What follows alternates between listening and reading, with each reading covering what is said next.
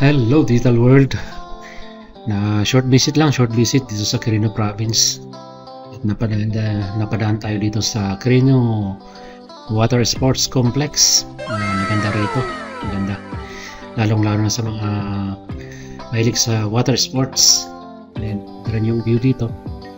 Gaya nito, na-enjoy natin yung pag-view sa mga naglalaro ng wakeboarding. Kaya medyo nainganyo din tayong sumubok kahit na medyo overage na yata tayo dito sa larong to. Pero nagtry tayo kasi mura lang naman yung kwan.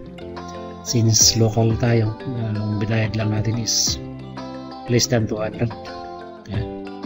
Kaya yan, merong konting rehearsal, tutorial. Yan.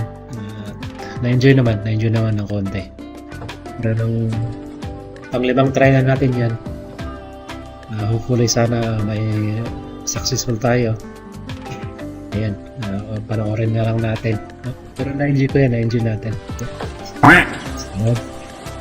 So wala talaga.